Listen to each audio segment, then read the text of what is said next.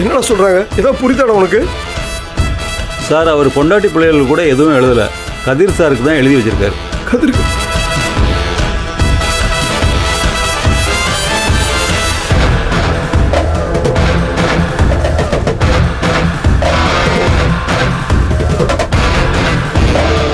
அப்படி என்னத்தங்க எழுதி வச்சிருக்காரு? A to Z எல்லாத்தையும் மொத்தமா அவர் எழுதி வச்சிட்டாரு.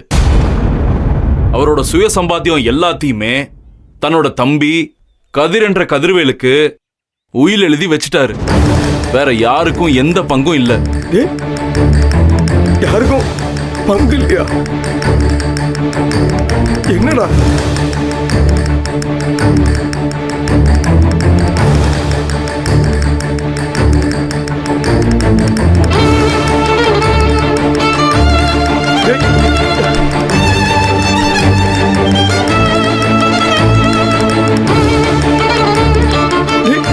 யாருக்கும் இல்லையா?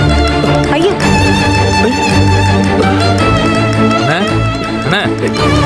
மாமா மாமா என்னண்ணே? என்னாச்சுண்ணே?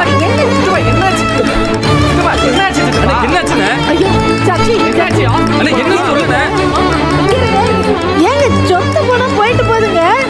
என்னங்க நீங்க? அதுக்காக நீங்க எப்படி வந்து